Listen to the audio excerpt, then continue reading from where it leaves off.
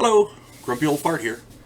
I'm doing a series of videos on older UFO incidents, UFO reports, abduction cases, things like that. Excuse me, because last year the Navy announced that some gun camera footage that some of their fighters and some other aircraft got off of the carrier Nimitz was indeed real. They actually got footage of real UFOs. So the Navy has announced that UFOs are real. Okay, go back and check out some of my other videos on the thing, especially UFOs. Evidently, that's the first one of the bunch.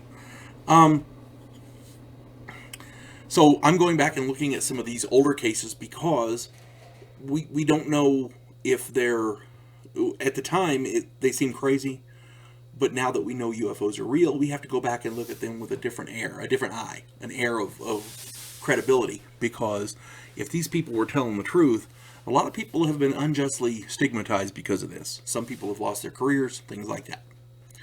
So here we're doing the Tehran, Iran UFO incident from 1976. A little bit of context here.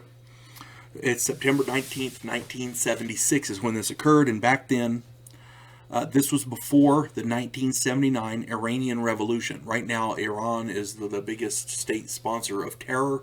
Back then, before this revolution, the girls were wearing miniskirts and they were all dancing to rock and roll. Okay, Tehran was a wonderful culture, had great people, they still do. It's the regime that's in charge that is the problem. That's your context. Now, September 19th, 1976. Concerned citizens reported a bright light in the sky. Everybody was using their phones and call it in because it was concerning. Because at the time they had a lot of conflict with their neighbor, Iraq, and they were, there was some concern. So everybody was calling in and reporting this. So the Iranian military sent out an F-4 Phantom fighter jet to investigate. For those of you who are unaware, an F-4 Phantom is an American-made jet. Back then, we were really good, close allies with them, so we were giving them jets, fighter craft. Okay, and so they sent out an F-4 fighter. As this F-4 was speeding to the location, its instruments started blacking out, and it had to return to base.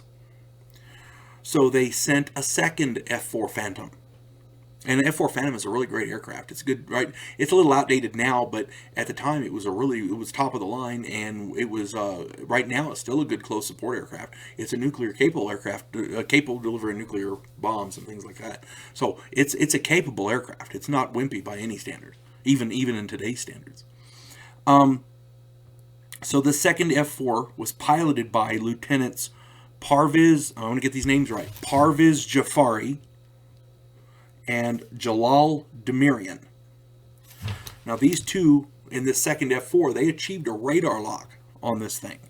So whatever was out there, it was real. It had substance. You can't get radar lock on an illusion. It was there. The plane then experienced electronic blackout and weapons failures.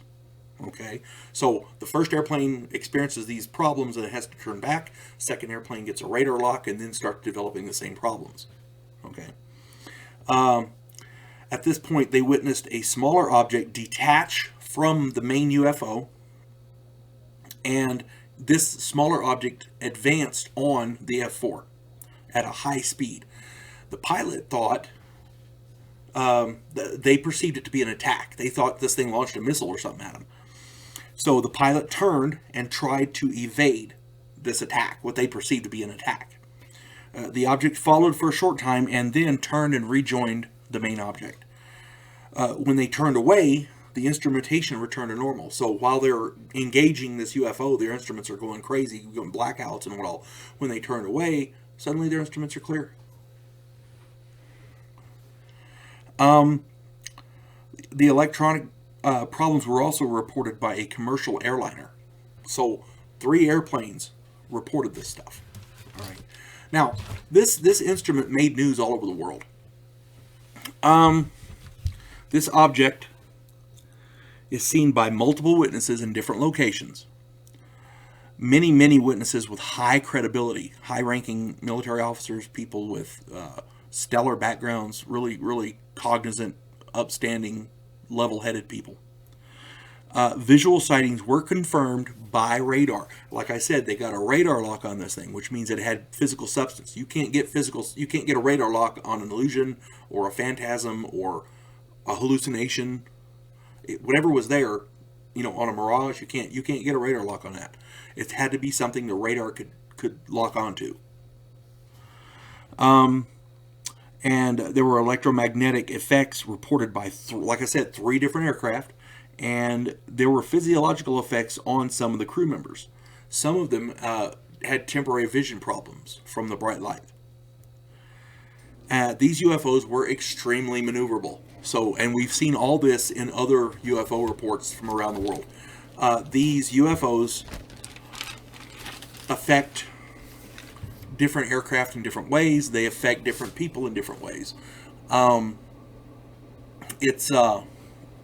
It's almost statistically stupid how many of these are affecting people in the same manner. So there's a checklist. So, did you have this? Yep. Did you have this? Yep. Did you have this? Yep. Right down the line. Boom. It's all there. This happened, like I said, before the Iranian Revolution, when Iran was more or less our allies, and the people who reported this were stand-up people, quality people. Okay? So we have no reason to disregard them. This just goes to show you it's not just America. Other militaries have seen these things and reported them. Right now, Iran is not real friendly with us, but back then they were, and they were reporting it too. You folks have a good day. God bless one and all.